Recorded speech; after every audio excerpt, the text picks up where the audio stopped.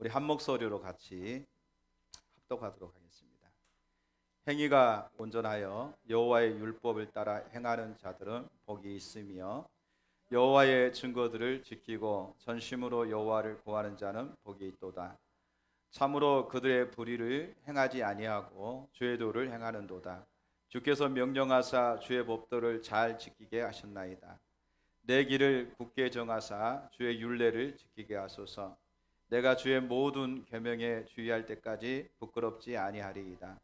내가 주의 의로운 판단을 배울 때에는 정직한 마음으로 주께 감사하리이다. 내가 주의 율례들을 지키려오니 나를 아주 버리지 마옵소서. 아멘. 우리가 하나님을 찾는 것에 대해서 나누면서 몇 주 동안 시편 27편 4절에 다윗이 어떻게 하나님을 찾았고 하나님을 찾는 것이 얼마나 중요하고 또 하나님을 찾는 것의 구체적인 내용들에 대해서 같이 이렇게 살폈습니다. 이제 오늘은 시편 119편 말씀을 통해서 하나님을 찾는 것과 또 하나님의 말씀을 묵상하는 것이 어떤 연관성을 가지고 있고 또 하나님을 찾는 것이 얼마나 하나님 말씀을 묵상하는 것이 얼마나 중요한가 이런 부분에 대해서 이 시간에 같이 나누려고 합니다. 우리가 하나님을 찾는다는 것을 이렇게 살펴봤을 때에 하나님의 길과 하나님의 목적과 또 하나님 알기를 추구하는 것이 포함됩니다. 그렇기 때문에 우리가 하나님의 말씀을 통해서 이를 구하고 또 예수님께서 이미 이루신 그런 어떤 승리의 사건들을 우리가 더 알기를 구하는 것이 매우 중요한 부분입니다.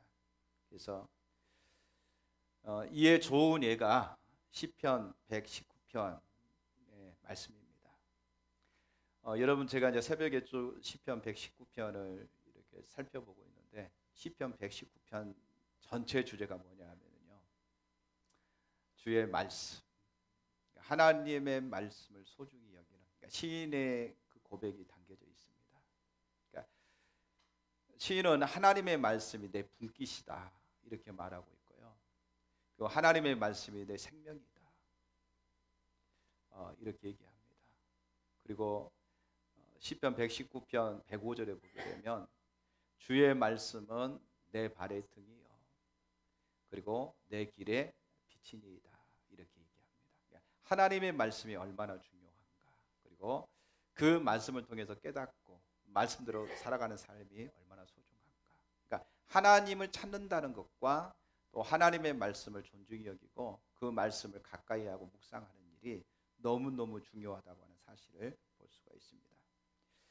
1절에서 2절 말씀은 이렇게 말하고 있습니다. 행위가 온전하여 여호와의 율법을 따라 행하는 자들은 복이 있으며 여호와의 증거들을 지키고 전심으로 여호와를 구하는 자는 복이 있도다. 자, 전심으로 여호와를 구하는 자가 복이 있다. 그러니까 여호와의 증거들을 지키고 전심으로 여호와를 구하는 자가 복이 있다. 자, 그런데 1절에 보면 이렇게 말하죠. 행위가 온전하여 여호와의 율법을 따라 행하는 자들은 복이 있다. 그러니까 어떤 자가 복이 있느냐? 여호와의 율법을 따라서 행하는 자가 복이 있다 이렇게 말합니다. 자, 그런데 여호와의 율법을 따라 행하는 자 이렇게 말하는데 그 앞에 뭐라고 하냐면은 행위가 온전하여.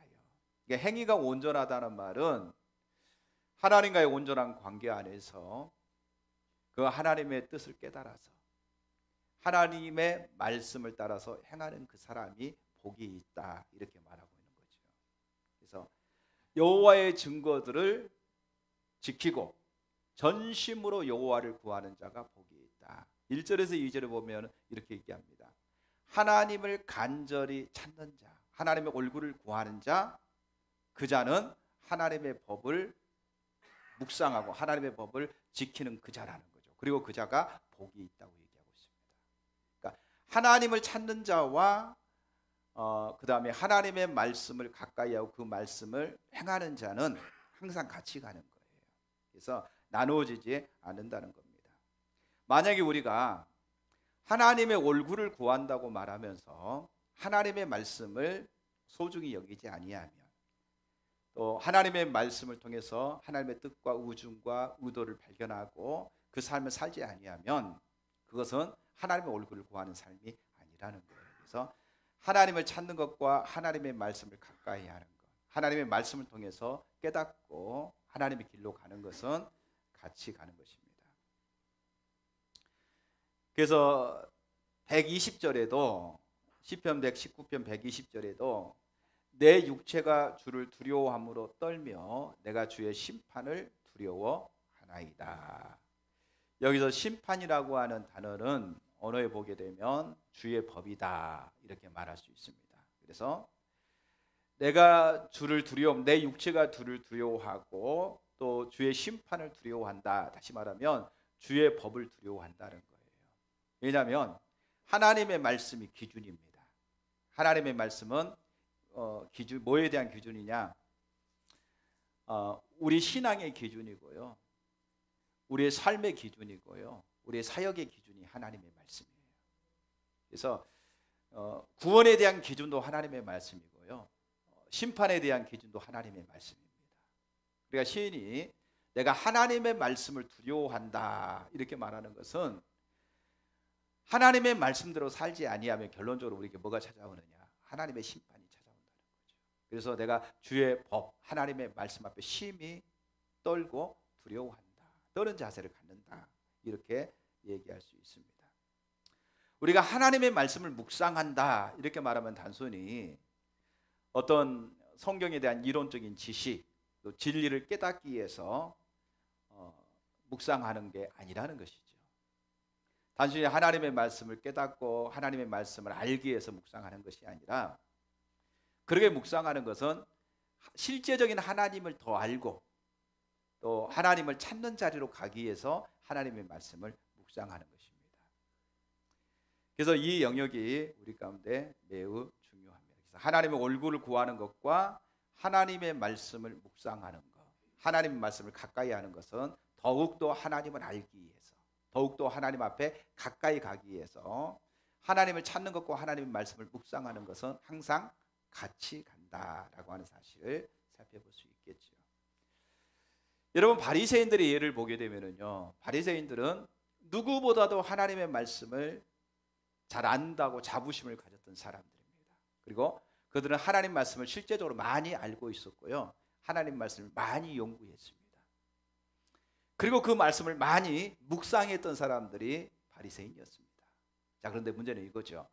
하나님 말씀을 많이 알고 또 많이 연구하고 그리고 그 말씀을 많이 묵상했던 사람들이 바리새인인데, 문제는 이거죠. 그들이 하나님의 음성을 듣지 못했고 하나님의 형용도 보지 못했고 하나님의 말씀이 그들 속에 거하지 않았다라고 성경은 얘기합니다.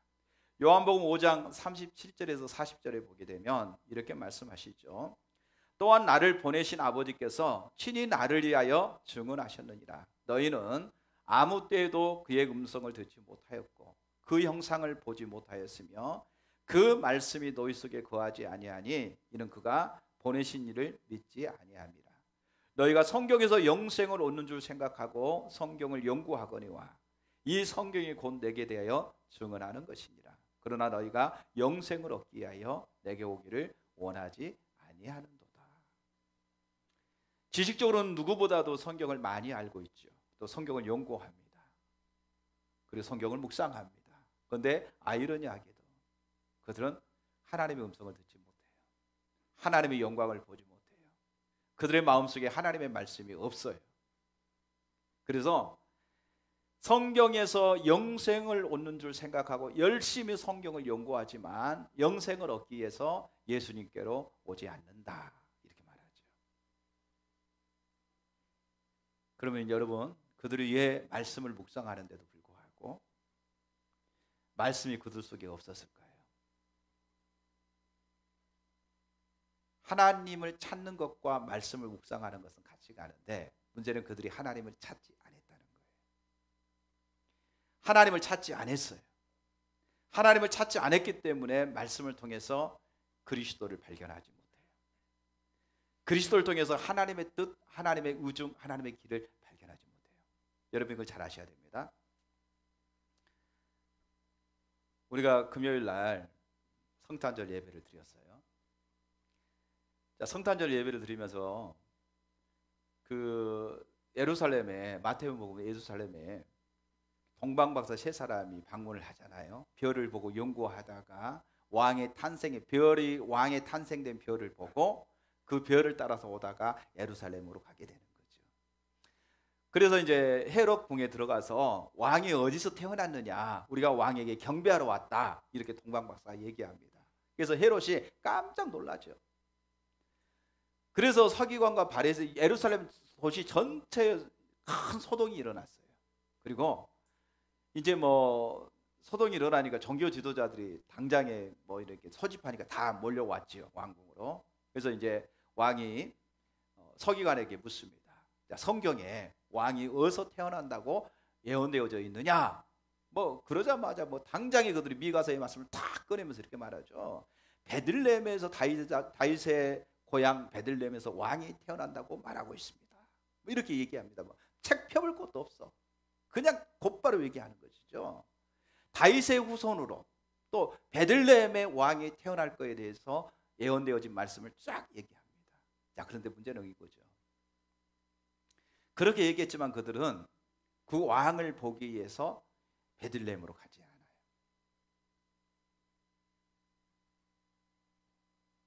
그리고 이제는 메시아 대신 예수님이 오셔서 그 예수님이 공생애 동안 말씀을 증거합니다. 그런데도 불구하고 그 예수님을 영접하지 않습니다. 심지어는 예수님이 십자가에 죽으셔서 3일 만에 다시 살아날 거라고 얘기했는데 살아난 사건을 그들이 증인으로 들으면서도 불구하고 그것을 예면해요. 어떻게 그런 일이 있을 수 있을까? 있을 수 있어요. 왜? 하나님께서 우리에게 영적인 눈을 열어서 보게 하지 아니하면요, 우리가 주님을 영접하는 것도 불가능하고요, 또 하나님의 길로 걸어가는 것도 불가능합니다. 결론적으로 성경은 그렇게 얘기하고 있습니다. 그들이 성경에서 영생을 얻는 줄 생각하고 성경을 많이 묵상하고 연구했지만 결론적으로 하나님을 찾지 않았다. 하나님을 찾지 않았기 때문에 그들의 영적인 눈은 가리워졌다. 그래서 그들이 구약 성경을 보고 사람들에게 이렇게 살아라 저렇게 살아라 율법을 지켜라라고 말했던 그 모든 것들은 올바를 수 있을지 모르지만 그들은 실제적으로 그 말의 의미와 의도와 목적을 전혀 깨닫지 못했다. 그래서 예수님도 서기관과 바리새인들이 가르치는 말은 너희가 듣고 행하되 그들의 행위는 본받지 말라, 이렇게 예수님이 말씀하십니다. 그것은 바리새인들만의 문제는 아니겠죠. 오늘날 우리에게도 동일시하게 같이 적용됩니다. 우리가 하나님을 찾지 않으면 아무리 하나님 말씀을, 목회자들이 하나님 말씀 많이 연구하잖아요. 여러분 그거 아세요? 신학자들의 과반수 이상은요 예수를 안 믿는데요. 신학을 연구하고 신학 교수가 돼가지고 박사학위를 받고 신학 교수가 돼서 사람들에게 신학을 가르치는 사람들이 예수를 안 믿는데 어떻게 그런 일이 있을 수 있을까요? 근데 그럴 수 있다는 거예요. 학적으로는 누구보다도 잘 알아. 철학을 공부하고 신학을 공부하고 그래서 학적으로는 누구보다도 잘 알고 가르치지만 본인 자신은 그 예수를 안 믿는다는 거예요. 그 예수를 모른다는 거예요. 이게 얼마나 심각한 문제입니까? 안 믿는 신학대학교 교수들이 굉장히 많다는 거예요. 그러면 왜 이런 문제가 일어나냐 하면요, 하나님을 안 찾으니까. 바리새인과 서기관들이 하나님을 안 찾기 때문에 하나님의 말씀을 많이 알고 연구하고 또 묵상하지만 그들이 하나님을 안 찾았기 때문에 예수님을 영접하지 못했던 것처럼 오늘날 우리에게도 마찬가지입니다. 성경을 많이 알고 많이 가르치고 많이 증거하지만 주님을 안 찾으면 하나님의 음성을 듣지 못해요. 하나님의 영광을 보지 못해요. 또 하나님의 말씀에 우리 안에 거하지 않기 때문에 말씀대로 살지 않습니다. 이것은 저도 마찬가지입니다. 저도 마찬가지고 여러분도 마찬가지고 우리 모두에게 동일하게 주어진 말씀입니다. 그래서 중요한 것은 하나님을 찾는다, 하나님의 얼굴을 구하는 것과 하나님의 말씀이 우리 안에 거하는 삶은 항상 같이 간다고 하는 사실을 기억해야 됩니다. 오늘 저는 간단하게 세 가지만 살펴보려고 합니다. 시편 119편을 전부 다 펴세요.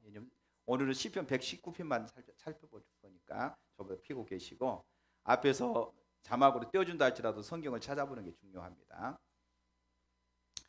시편 119편에서 우리가 하나님의 말씀을 묵상하는 것에 대해서 한 세 가지 정도만 간략하게 살펴보려고 합니다. 자, 첫 번째, 시편 119편 저자는 하나님을 간절히 찾았습니다. 그 사람은 하나님의 얼굴을 구하는 사람이었습니다.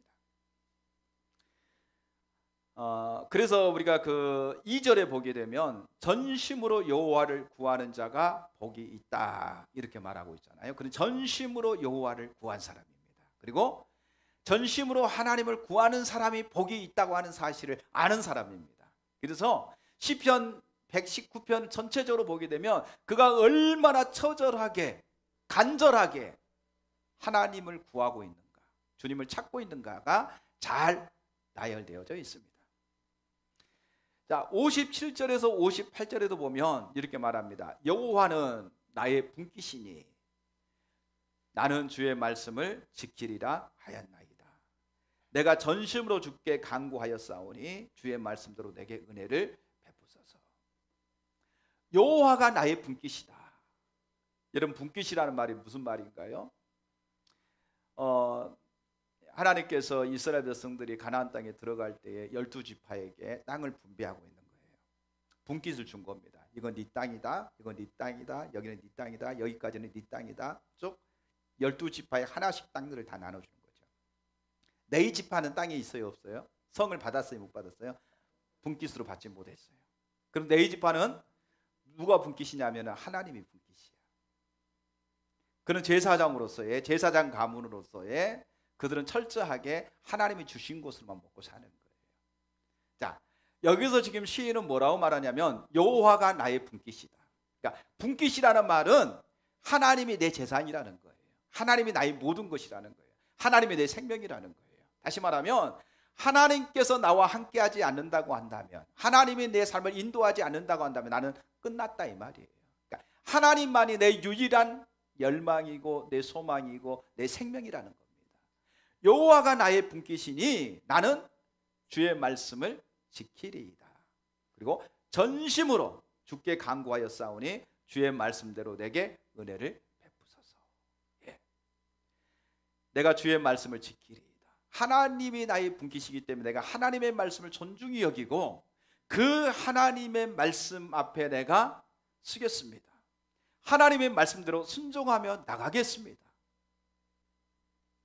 하나님 말씀을 철저하게 지키겠다고 얘기하고 있습니다. 심지어는요, 여러분 119편 배경을 보게 되면 시인이 지금 아주 심각한 고난 가운데, 고통 가운데 있습니다.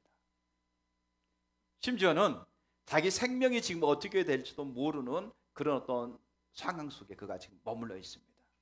자, 이름에도 불구하고 그가 붙잡고 있는 것, 그가 의지하는 것, 그가 소망 삼는 것은 오직 하나님의 말씀이에요.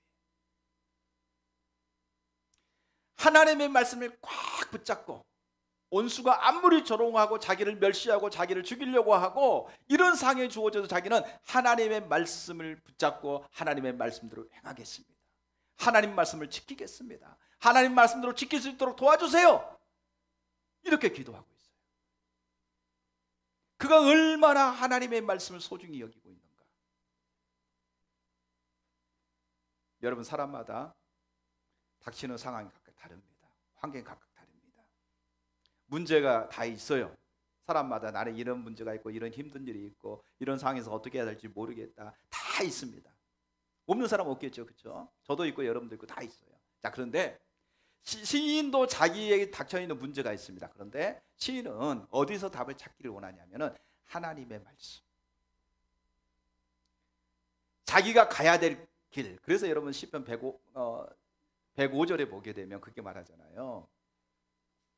주의 말씀은 내 발의 등이다, 내 길의 빛이다, 이렇게 얘기하죠.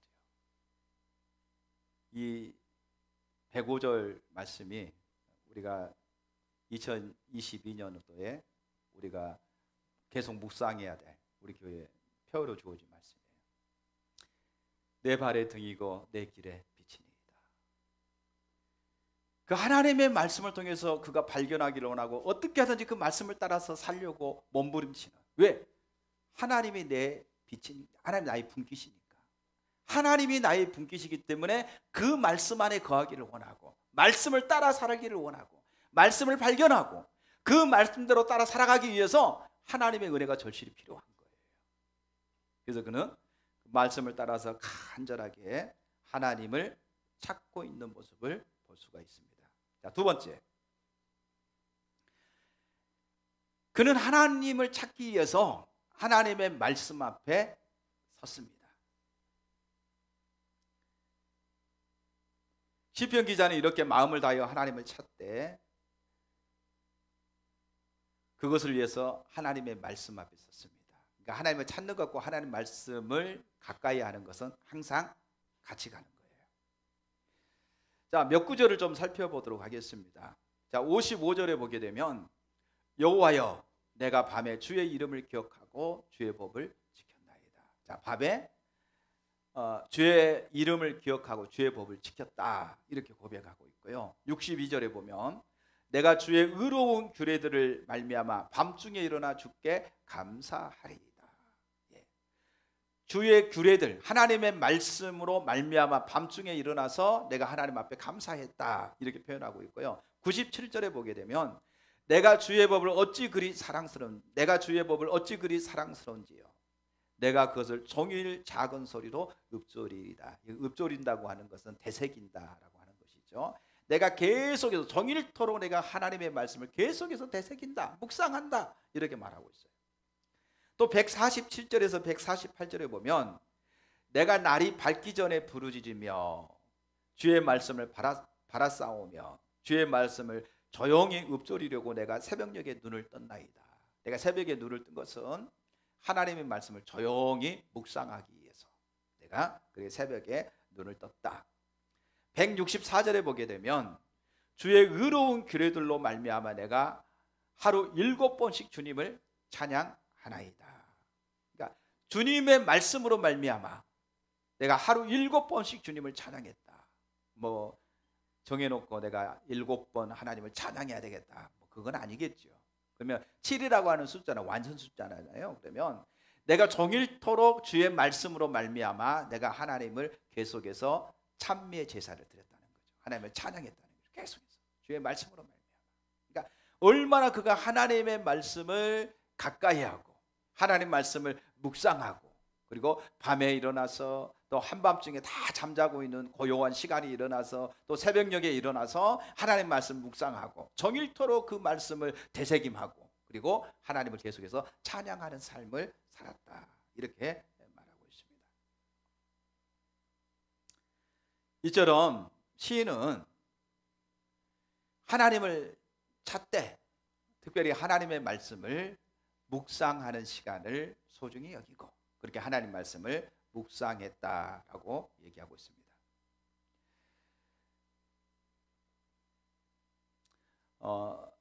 청교도인들이 처음에 이제 미국에 가서 그들이 새벽에 하나님을 찾기 위해서 새벽에 일어나야 되는데 그때 자명종도 없고 그러니까 새벽에 일찍 일어나서 하나님 앞에 예배드리고 하나님 말씀 묵상하고 싶은데 이 잠이 이렇게 잘 깨기가 쉽지 않잖아요. 그러다 보니까 잠잘 때에 이불을 어떻게 덮었는지 모르겠는데 새벽이 되면 이불이 침대 밑으로 떨어지도록 이렇게 뭐 그렇게 해놓고 잤다고 그래요. 새벽녘에 이제 뭐 발로 차서 뭐 등등 어떻게 하든지 이불이 이제 침대 밑으로 떨어지면 뻗떡 일어나면 그 시간이 새벽이라는 거죠. 그러니까 하나님을 찾기 위해서 새벽에 일찍 일어나야 되는데 잠이 온수잖아요. 어떤 사람은 잠이 보약이다, 어떤 사람은 잠이 온수다. 잘 자야 되되 너무 많이 자도 안 되고 또 잠이 자야 되는데 잠이 안 오는 것도 걱정이죠. 그러니까 잠이 보약이기도 하고 또 잠이 너무 많으면 그게 또 온수입니다. 그래서 새벽에 일어나서 주님을 찾아야 되는데 이 잠 때문에, 그래서 자다 보면 이제 이불을 떨어뜨리는 어떤 그 시간이 새벽에 맞춰 떨어뜨릴 수 있도록 그걸 준비해놓고 잔다는 거예요. 이불이 떨어지면 추우니까 일어난다는 거죠. 그래서 하나님을 찾았다고 그래요. 하나님을 찾으면서 하나님 말씀을 묵상했다 이렇게 얘기합니다. 실제인지 가짜인지는 잘 모르겠는데 책에 보니까 그렇게 나와 있더라고요. 지금 이제 여기서 중요한 것은 진짜 이불 떨어뜨렸냐 안 떨어뜨렸냐 뭐 이게 중요한 게 아니라 그들이 얼마나 하나님을 그렇게 새벽에 일어나서 하나님을 찾고자 하는 자세가 되어져 있는가, 뭐 이걸 지금 얘기하고 있는 거죠. 찾고자 하는 자세가 되어져 있는가. 여러분 새벽에 일어나기를 원하시면은요, 저녁에 일찍 자면 됩니다. 일찍 자면 새벽에 깨워져요. 저는 새벽 한 3시 정도 되면 눈이 그냥 떠져요. 예, 일찍 자니까 일찍 깨요. 그리고 새벽에 일찍 일어나는 게 습관이 되면 늦게 자도 그 시간이면 또 깨어져요. 예, 피곤하지만 일어납니다. 자, 이런 것처럼 그러니까 이들이 그냥 새벽에 일어나는 게 중요한 게 아니에요. 새벽에 일어나서 뭐 하려고 일어났냐는 거죠. 뭐 하려고. 새벽에 일어나서 주님을 찾기 위해서, 주님의 말씀을 묵상하기 위해서, 그 시간을 소중히 여기기 위해서 그들은 새벽에 일찍 일어나서 그렇게 하나님을 찾으면서 하나님의 말씀을 읊조렸다, 묵상했다 이렇게 말하고 있습니다. 이처럼 하나님을 찾는 것과 또 하나님의 말씀을 가까이 하면서 그 하나님의 말씀을 묵상하는 것은 항상 같이 갑니다. 그래서 시편 기자도 하나님의 말씀이 생명이고 하나님의 말씀이 내게 길이고 하나님의 말씀대로 사는 것이 가장 소중한 일인 것을 알기 때문에 그는 하나님을 찾으면서 하나님의 말씀을 그 무엇보다도 가까이 했다라고 얘기하고 있습니다. 세 번째, 자, 하나님의 말씀을 우리가 이제 여러분들이 하나님을 찾는 것과 하나님의 말씀을 가까이 하고 그 말씀을 묵상하는 것, 이 부분이 얼마나 중요하다고 하는 부분을 제가 설명을 했어요. 그렇죠? 그럼 세 번째는 이거죠. 그러면 그 말씀을 묵상하되 그 말씀을 깨닫기를 위해서 하나님 앞에 기도하는 일이 중요해요. 그 말씀을 깨닫게 해달라고 하나님께 기도하는 일이 중요하고요. 깨달은 이후에도 그 말씀대로 살 수 있도록 하나님 앞에 은혜를 구하고 기도하는 일이 중요합니다. 그러니까 이 세 가지가 매우 중요해요. 하나님의 말씀을 묵상했어요. 보고 연구하고 묵상했습니다. 그 다음에 뭐 하느냐? 하나님 이 말씀을 깨닫게 해주세요. 하나님의 길을 보게 해주세요. 하나님의 뜻을 알게 해주세요라고 그렇게 하나님 앞에 기도해야 되고, 또 하나님의 뜻을, 하나님의 길을 봤다고 한다면 하나님 그 뜻을 따라서 그 길을 따라서 살아갈 수 있도록 하나님 저에게 은혜를 부어주십시오. 이 말씀을 놓지 아니하고 끝까지 말씀을 붙잡고 주의 길을 따라갈 수 있도록 하나님 내게 은혜를 주세요. 이렇게 기도하는 일이 되어져야 된다는 것이죠. 그래서 시편 기자는 반복적으로 그가 말하고 있는 것 중에 하나가 이겁니다. 핵심적인 일 중에 하나가 뭐냐면 하나님께서 그의 마음 문을 열어주셔서 그로 하여금 말씀을 깨닫게 해달라고 기도합니다. 하나님, 내 마음 문을 열어주십시오. 내 영적인 눈을 열어서 하나님의 말씀을 깨닫게 해주십시오.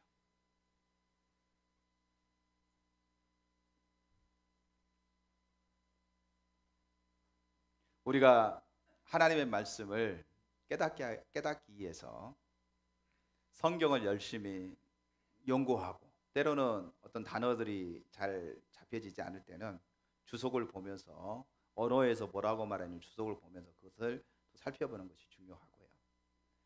또 여러 가지 고전들을 통해서 믿음의 선진들이 걸어갔던 책들을 통해서 그들이 어떻게 하나님을 찾았고 하나님과 교제하면서 하나님의 인도하심을 따라갔는지 그 책들을 통해서 도움을 받는 것이 매우 중요합니다. 설교를 듣고 또 고전의 믿음의 선진들이 걸어갔던 삶의 발자취를 따라가면서 그들이 살았던 그런 것들을 교훈 삼고, 또 성경을 연구하고 주석을 보면서 살펴보고, 이런 것들이 매우 중요합니다. 하나님을 찾는 것에 있어서, 하나님을 따라가는 일에서 매우 중요합니다. 근데 그것만으로는 부족합니다. 그렇게 우리가 이해가 되어지고 은혜 받았다고 해서 되어지는 게 아니에요. 여러분 설교 듣고 은혜 받았다고 되어지는 거 아니에요. 이건 1차적인 거예요. 그럼 2차적인 건 뭐냐 하면은요, 그 영역을 가지고 하나님이, 그러니까 머리로 이해하는 것하고요, 성령을 통해서 우리의 마음을 열어서 그게 실제적인 것을 보게 하는 다트가 되는 문제는요, 또 다른 차원의 문제예요. 대다수의 많은 사람들은 은혜 받은 것으로 끝내버립니다. 은혜 받은 것으로. 하나님이 깨닫게 하시고 하나님이 은혜 주신 것으로 끝나고 삶으로 가지를 못해요. 그러니까 실질적인 하나님과의 교제하는 삶은 안 되는 거예요. 그냥 은혜 받은 것에서 끝나버리고 그걸 삶으로 하나님 그렇게 그 말씀을 우리 가운데 실제로 다트가 되게 하시고 그 말씀을 따라서 내 삶을 조정해서 주님을 따라갈 수 있도록 도와주세요. 비춰주자고 전심으로 하나님을 찾는 자리로 가야 되는데 그 자리로 가지 않아요.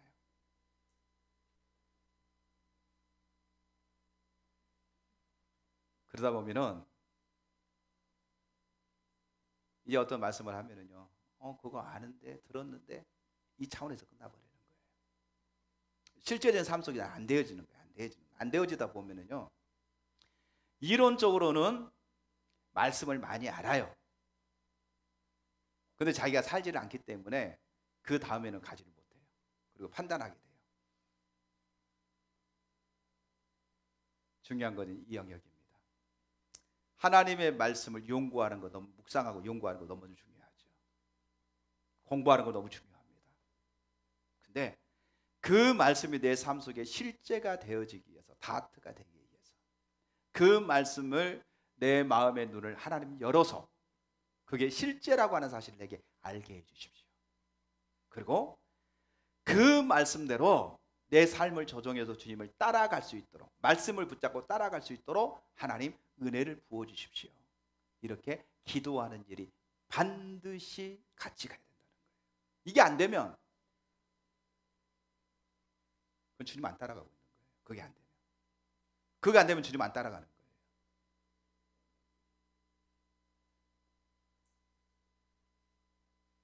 자, 성경 몇 구절을 보도록 하겠습니다. 12절, 찬송을 받으실 주 여호와여 주의 율례들을 내게 가르치소서.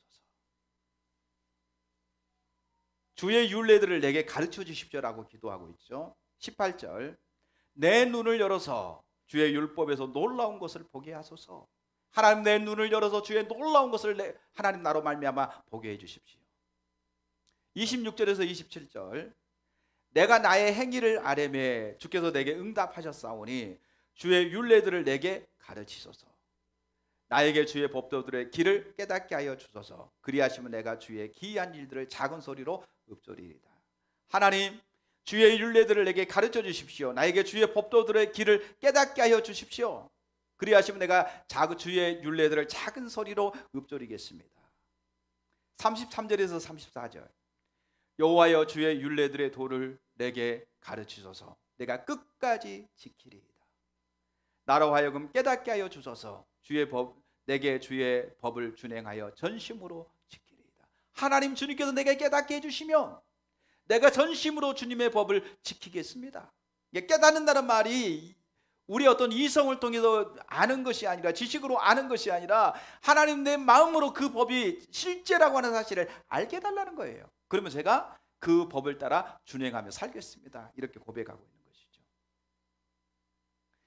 125절은 이렇게 말합니다. 나는 주의 종이오니 나를 깨닫게 하사 주의 증거들을 알게 하소서. 나는 주의 종입니다. 하나님, 나에게 깨닫게 하셔서 주의 증거들을 알게 해 주십시오. 135절, 주의 얼굴을 주의 종에게 비추시고 주의 율례로 나를 가르치소서. 주의 얼굴을 주의 종에게 비추셔서 주의 율례로 나를 가르쳐 주십시오.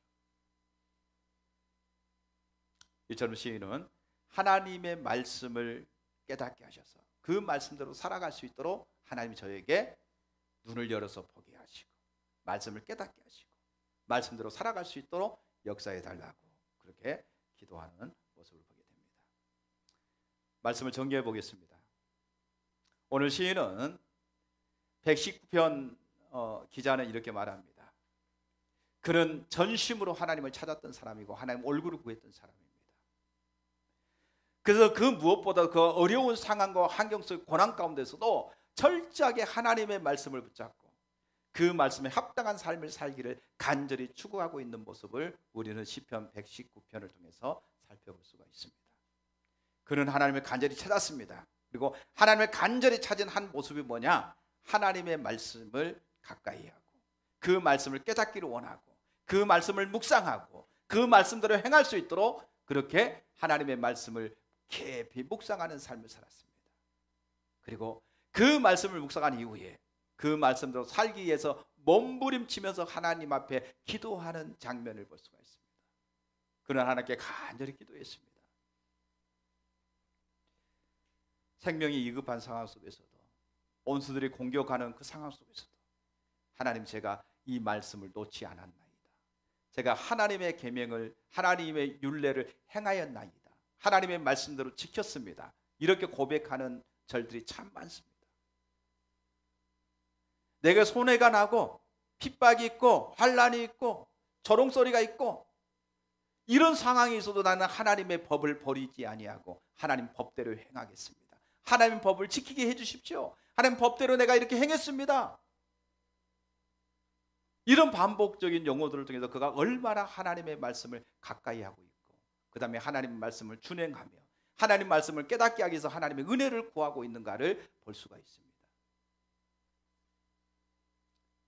저와 여러분의 삶 속에서는 우리가 주님의 말씀을 존중히 여기고 내가 하나님을 사랑한다고 말하고 하나님의 말씀을 존중히 여기다고 말하지만 정말 하나님 말씀을 존중히 여기고 있는지 우리 각자가 우리 자신들을 살펴봤으면 좋겠습니다. 하나님을 찾는 사람은 하나님 말씀을 존중히 여겨요. 늘 하나님 말씀을 주야로 묵상합니다. 하나님 말씀 매일 내 양식이 되기 때문에 하나님 말씀을 읽고 또 그 말씀을 내가 묵상하고 묵상한 그 말씀을 그대로 살기 위해서 하나님의 은혜를 구하면서 하나님 이 말씀을 내 눈을 열어서 보게 해 주십시오. 하나님, 내가 이 말씀을 따라서 내 삶을 조정해서 살아갈 수 있도록 은혜를 주십시오. 이렇게 실제적으로 기도했어요. 여러분의 삶은 어떻습니까? 여러분이 성경이 하나님의 말씀이 우리의 삶의 기준이요, 우리의 신앙의 기준이요, 우리의 사역의 기준이라고 여러분들이 수없이 들었습니다. 하나님 말씀이 진리요 생명이라는 사실을 들었습니다. 그러면 여러분들 하나님 말씀을 얼마나 가까이 하고 있습니까? 날마다 하나님 말씀을 읽으면서 그 말씀을 묵상하고 묵상된 말씀을 하나님, 제가 그렇게 살아갈 수 있도록 하나님 눈을 열어서 보게 하시고 그리고 내 삶을 내 중심으로 그 말씀대로 살아갈 수 있도록 힘을 달라고 그렇게 기도하고 있습니까? 그렇게 하고 있지 못하다고 한다면 이 시간 이후로 저와 여러분이 그렇게 하나님을 찾되 특별히 하나님의 말씀을 가까이 하고 묵상하고 말씀에 합당한 삶을 살아갈 수 있도록 하나님의 은혜를 구하는 그런 믿음의 성도들이 될 수 있기를 주님의 이름으로 축원합니다. 그래서 2022년 표어를 주의 말씀을 깊이 깨달아 주의 길로 행하자, 이렇게 표어를 정해봤습니다. 주의 말씀을 깊이 깨달아 우리가 주님의 길로 행하자. 그러니까 하나님을 찾으면서 주의 말씀을 더 깊이 깨닫게 하시고 그리고 오직 그 주님의 말씀을 짜고 주의 길로만 행할 수 있도록 은혜를 구하는 그런 삶을 살 수 있기를 주님의 이름으로 축원합니다. 찬양하고 기도하겠습니다.